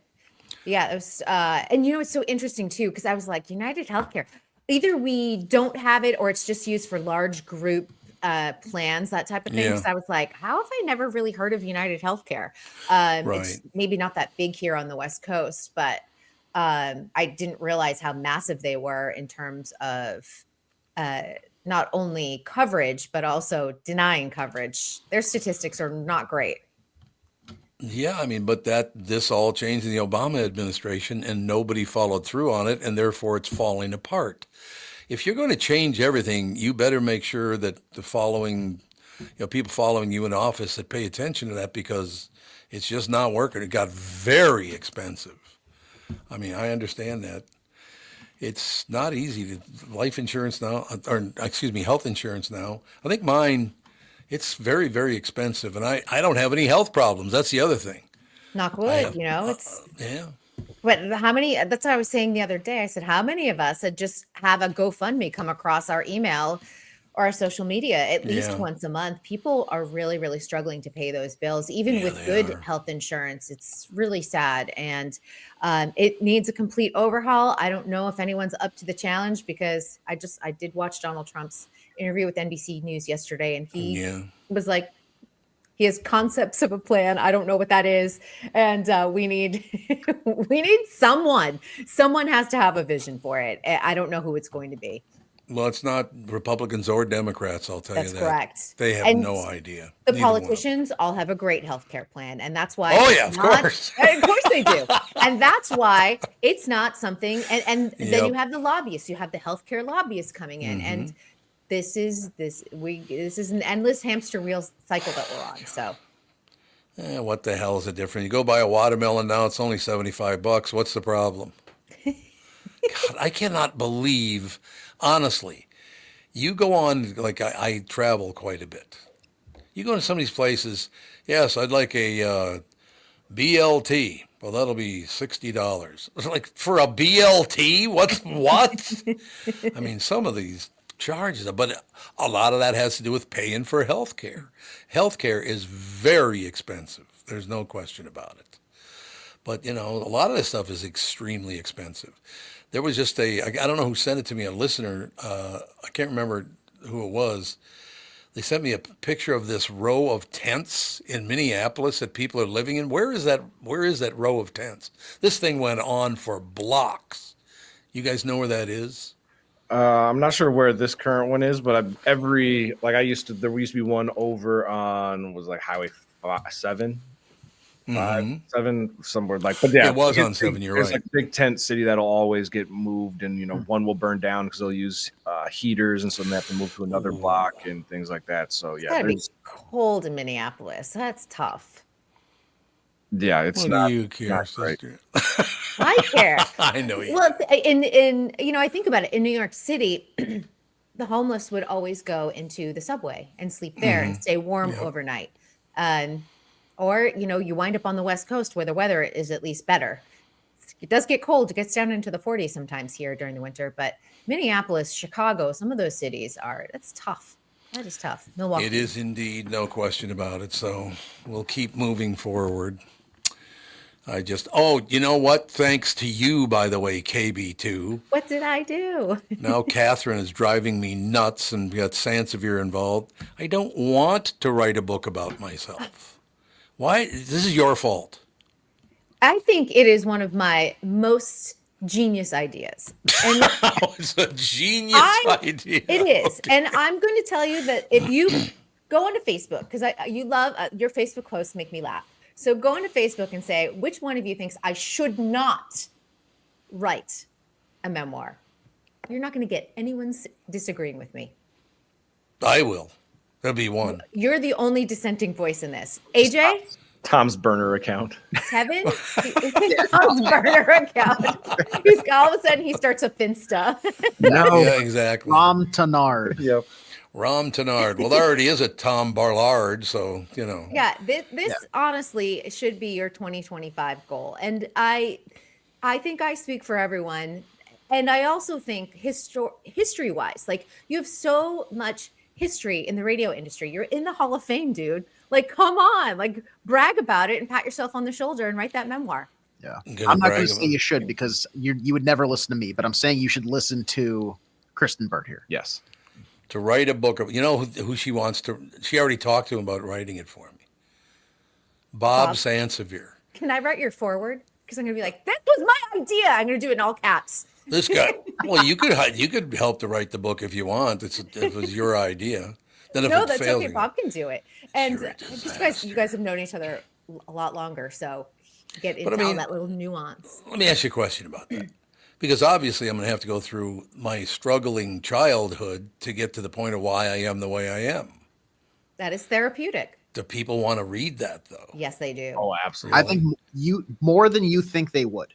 Really? Yeah, I think a lot of people probably, because people can relate to the struggle that we all go through every day or early in lives. And so I think that would connect with a lot more people than you would think. Well, think about every show that you watch, Tom. It enriches the experience knowing the backstory of the main character. And in this book that you're potentially going to write, and people want to know about what made you the person you are today. So the more you write about it, the better it's going to be. I do have to include my sister Bobby and what she said when they were hauling my dad away in a straitjacket, though. I will never forget it. We're all lined up at the back door. Well, Terry wasn't there. He was in the Marine Corps at that time. But they're hauling my father away, and he's ranting and raving and foaming at the mouth, and he's got a straitjacket on. They're taking him to the Ha-Ha Hilton and all the rest of it. And as they wheel him by, my sister Bobby, who's 7 years older than me, looks at him and goes, I think they think our dad is nuts. That's a pretty good line. Maybe that is the title of that chapter too. I think they think our dad is nuts. Yeah, Absolutely. I think that's a good one. Yes. All right. Well, I'll talk to Bob about it. Watch the, because I know other people that put out memoirs and nothing ever happened with them. But you're not those people. You're not. Okay. You're the main character. Yeah, you got to do it, and then you have to promote it. You have to do like a little book tour. And also for like all the stories that you have, do you want other people to be the voices of that, like in the future, changing the details and stuff like that because they maybe can't remember? You Tom, you don't want me telling your story. Yeah. Oh yeah. Why not? Adding a few things into these stories. Yeah, and Tevin was there and he saved my life. Yep. The only reason I do want to do it is because to this day, places like Wikipedia claim that I'm a racist and a homophobe. I have no proof of it whatsoever. You can get your Wikipedia changed. Yeah, I know, we can get it changed, but why do they do that to people? They know it's not. 25 years ago, I had not one but two transgender people on my show. One man to woman, one woman to man. Nobody else has done that to this day that I know of. Do you? Well, transgender are on radio all the time now, but at the time, if you're going back 25 years, that was, of course, yes, that was groundbreaking. Hired 4 black people to be on the show. Nobody else had any. Well, how the hell am I racist and homophobic then? Explain that to me. Because it harms people that are successful. Is this all about really being successful? Is that what it's about, you think? Yeah. And anybody that climbs to any type of mountaintop, somebody's waiting to kick them down. Yep. And I think that's for you to interpret in your book. Yeah, me as. Oh, here we. So I get to swear a lot? Yeah. You get to swear. There you go. Write down whatever you want. Yeah. I want one chapter just MFing everybody that you want. I like it. Howard Stern or whoever else, like, yep, I hated you, I hated you, I hated you. Just air it all out. Why did you say Jew there all those times? Oh, no. That's what you just said. I heard you. Thank you for enunciating. Tom's trying to get everyone in trouble. He's like, let me take you down with me. Exactly. Let's go down with the ship. I'm taking you down with me. You're It's all true. on the Titanic. All right, we'll try to figure this out because Catherine wants me to do it too. But you should listen to your wife because she's never wrong. So, but she's never wrong. That's true. And KB2. I'm just saying. Okay, I have a question. I will fly in and I will host your like a little panel. We'll do like a little interview and then you can read chapters from your book. Oh, there you go. Ask questions. How cute would that be? That would be very, very cute. I'd be I've never met him in person, but I'm here. I love the fact that you and Catherine are never going to get together in person because I would never recover from that. That's all true. Here's another thing he did wrong. I can tell. All right, you pill. We'll talk to you tomorrow. Yes, I will see you all tomorrow. And if you guys are watching Monday Night Football, just know that they're doing the simulcast with The Simpsons tonight on Disney+. What does that mean? Yeah, go ahead, Tevin. You so they take the game and they incorporate The Simpsons into it. And so they'll be like, they did it with Nickelodeon where like Patrick Star and SpongeBob were involved. But this game is going to be terrible. It was supposed to get, it's the Cowboys and the Browns, if I'm remembering. Oh, God. And the game was supposed to be flexed. And the NFL, like everybody was like, oh, cool. Like this is the worst game of the week. We're going to flex this. So that way like the Vikings and Falcons can play or whatever. Are there 2 games tonight? No, not 2 games. But the reason they couldn't flex it is because they already made these graphics for The Simpsons. And so they're like, you guys are stuck with this game because we've already put Whoops. Wait, don't the Bengals play tonight? Am I thinking of the wrong one? Let's see. It is the Cincinnati Bengals versus Dallas Cowboys tonight. Oh, sorry. Cowboys, Bengals. Okay. So either way, it's the Cowboys. It's going to be shit. And so. Okay. Well, there you go. These might have 5 touchdowns. Yeah. On Disney Plus, it's called The Simpsons Fun Day Football version. So go ahead and watch that. That'll be, I guess, better than the actual game itself. Yes. Is that like the baseball one? Oh, is that Michael Bryant? Yes. Because remember the Simpsons did that baseball one years ago? No. Yeah, they did one with a whole bunch of baseball players and a whole bunch of stuff. It was probably like 20 years ago or 15 years ago. Good, look at that. We got Bryant and Burtt on the lower level pitchers. There we go. B and B. Yeah, how's it going? I'm going to be Attorney General when they get into office in 4 years. Who gets in? Catherine and Kristyn. Yep, Kristyn and Catherine. Attorney General. Yep, I'm the VP, so I get the easier job. I'm letting Catherine do all the hard stuff. I'm just going to be like sitting back in the VP mansion. Well, but I've read everywhere in social media that no matter who was going to win this election, they were going to destroy the earth. So, hopefully they won't, but we'll see. We had no way out, though. We had Biden and we had Trump, and they were both going to destroy the earth. So where's the upside? We'll see.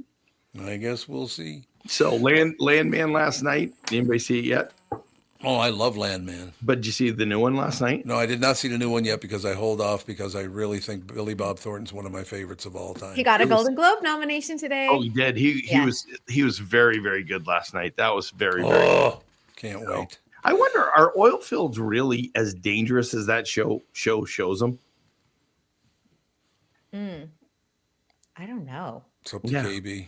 I mean, it seems That's like up to me. I don't. How many oil fields have I been on? I don't know. That would be something interesting to know about. I mean, I know the rigs because we have a lot of the rigs on the California coastline.